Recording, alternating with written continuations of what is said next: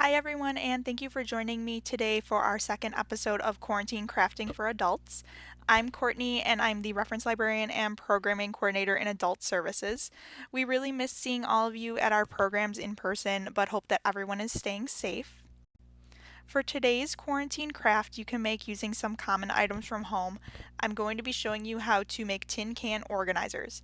The nice thing about this craft is it really is able to be customized however you would like based on what you have at home. It's also a great way to recycle by using a tin can to get another use out of it. So really you can just let your imagination run wild and create whatever you'd like.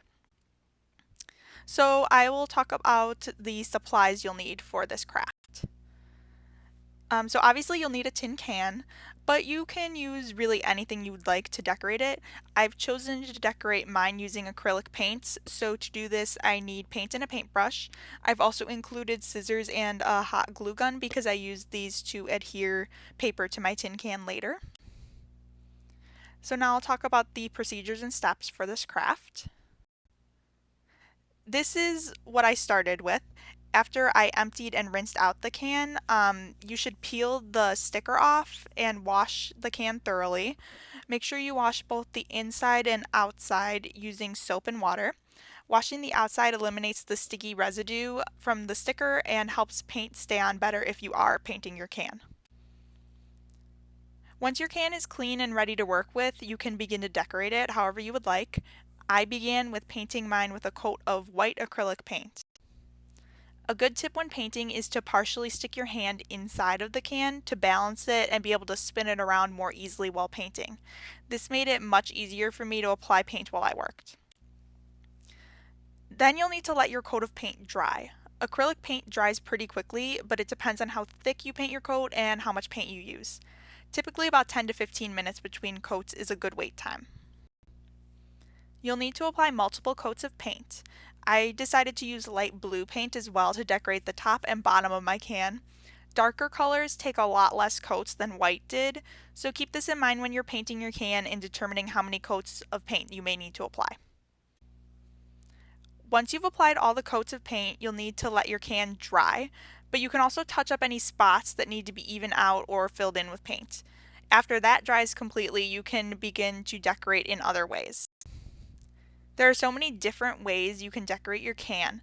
I'm not a good freehand artist, so I printed off a cursive letter K and outlined it using a pen to make it a bit more bold so it would pop out more. Thanks to a mishap with my printer's ink, it printed the black stripes like that rather than an entirely black letter, but I decided to go with it because I liked the way it looked. A paper cutout or other things you glue on the can also helps cover up any spots that you may have missed with paint. You'll need to use a hot glue gun on the back of your paper to adhere it to the can. Hot glue dries quickly, so make sure you press it on the surface before the glue dries up.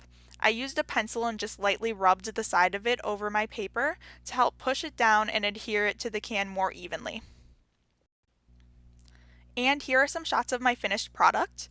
One of my recent favorite aesthetic type of things has been succulents, so I decided to add on this cute little picture of succulents that I found as an addition to the back of my can.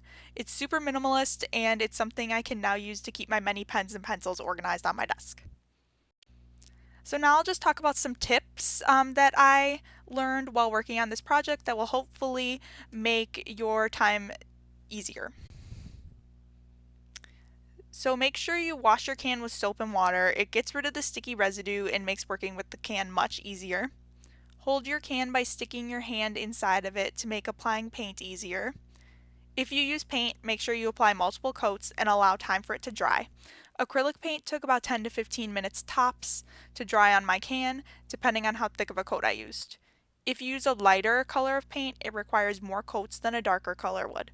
I had to use about 4 coats of white. This tip can be both a positive and a negative. Acrylic paint washes off tin cans relatively easily.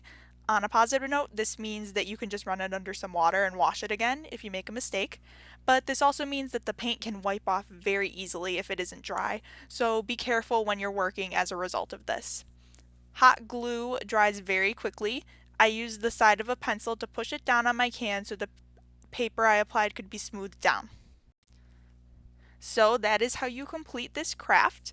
We'll be back next Wednesday at 2 p.m. for more crafting, and Donna will be showing you how to create t-shirt tote bags. We hope to see you then, and thanks for joining me today.